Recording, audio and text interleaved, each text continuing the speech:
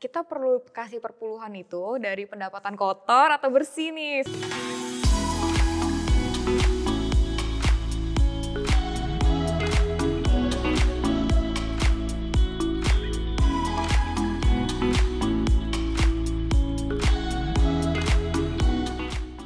Ini mungkin juga lebih ke administratif gitu ya, lebih ke pertanyaannya. Jadi yang berhubungan dengan administratif gimana sih kita mengelola uang gitu.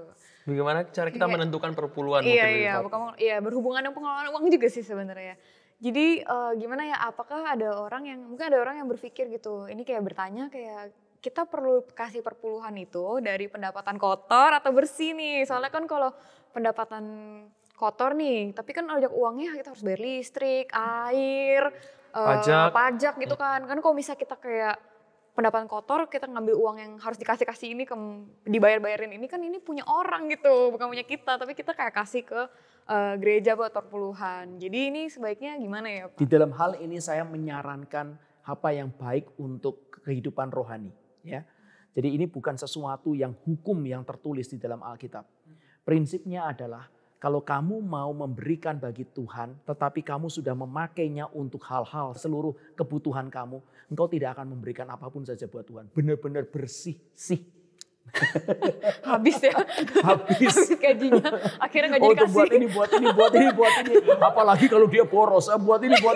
Kalau ada alokasi lebih. Aduh, lihat jadi gitu. jangan lakukan itu, tetapi lakukan segala sesuatu ya. Itu prime time, segala sesuatu, kekuatan utama, juga uang yang pertama itu berikan terlebih dahulu kepada Tuhan. Belajar untuk mendidik diri seperti ini. Saya tidak bermaksud untuk membuat sesuatu hukum yang legal di dalam hal ini legalistik, bukan. Tetapi ini adalah sesuatu belajar berjalan bersama dengan Tuhan di dalam keuangan kita. Nah, ini adalah sesuatu yang sebenarnya kalau kita belajar dari awal itu adalah sesuatu yang tidak terlalu sulit. Tetapi karena kita sudah tidak taat dari awal dan kemudian kau sudah punya pendapatan, kau sudah pengeluaran ini, pengeluaran itu dan diikat oleh macam-macam dan akhirnya engkau menjadi terjebak dengan segala sesuatu, maka engkau akan sulit untuk memberikan perpuluhan. Itulah sebabnya saya mendidik orang-orang muda untuk mereka belajar memberikan perpuluhan meskipun mereka belum mendapatkan pendapatan sendiri.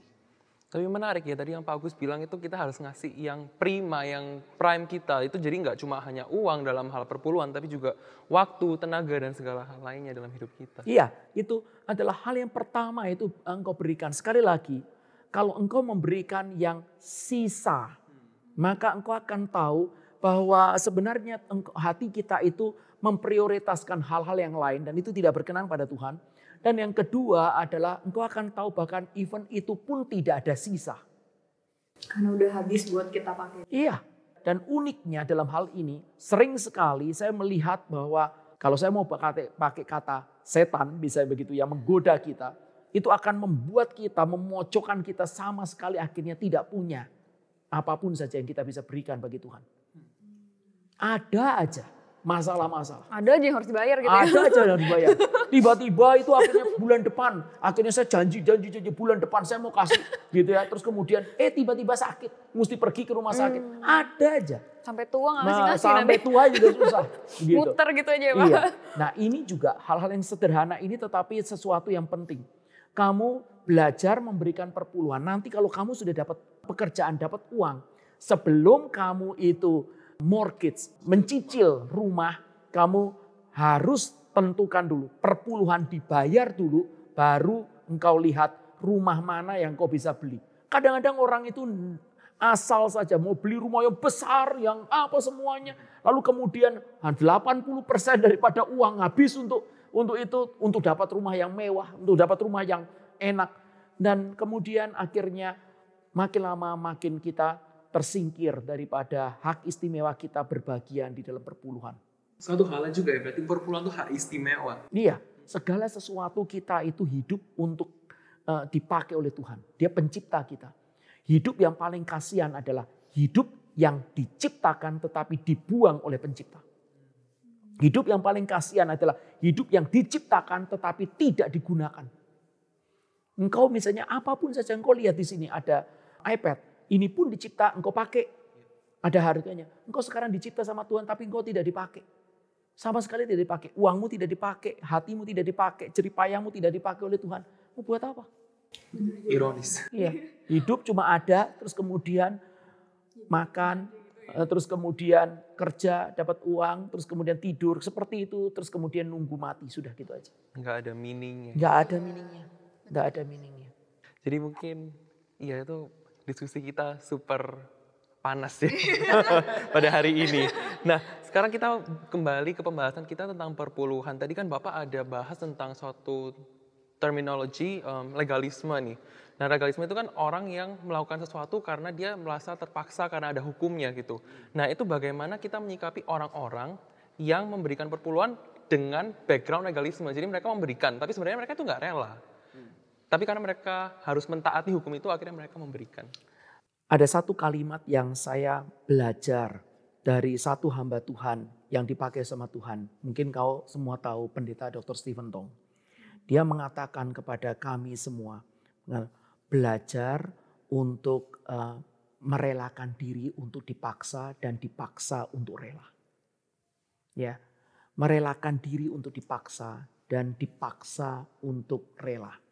Jadi terhadap hukum-hukum Tuhan pertama-tama memang kadang-kadang itu sering sekali, bukan kadang, sering sekali kita itu terpaksa. Tapi sambil terpaksa kita taat dan minta sama Tuhan. Tuhan berikan aku kerelaan. Berikan aku sukacita untuk melakukan ini. Ingat ya Kevin sama Selin. Kalau engkau melihat ada bagian Alkitab dan engkau mau taat. Perhatikan bahwa tidak ada sesuatu hal yang baik yang timbul dalam diri kita sendiri. Segala sesuatu yang baik, kuasa dan keinginan dan juga hati yang bersukacita untuk bisa taat, semuanya itu adalah pemberian dari surga. Jadi kalau kita lihat ada perpuluhan, sekarang kita rasa sayang dan kemudian kita rasa, aduh kalau saya kasih ini, nanti bulan depan bagaimana? Kalau saya kasih ini saya bisa maintain daripada kehidupan saya dan anak-anak saya atau tidak. Maka kita belajar untuk merelakan diri untuk taat, untuk memaksa diri untuk taat. Dan dalam kondisi seperti itu sambil minta sama Tuhan, Tuhan berikan aku iman yang lebih. Berikan aku sukacita. Dan kau akan tahu, Tuhan itu tidak pernah hutang. Ketika kita itu taat, Dia akan menyatakan dirinya itu menopang seluruh kehidupan kita. Itu kayak ayat yang ini ya, carilah dahulu kerajaan Allah, maka semuanya akan diberikan kepadamu. Iya. Tapi nih Pak, gimana dengan orang-orang yang mungkin misalnya nih kita lagi dilanda kesusahan yang super duper parah nih sampai kita bener-bener melarat banget misalnya nih. Boleh gak sih kita kayak gak kasih aja gitu?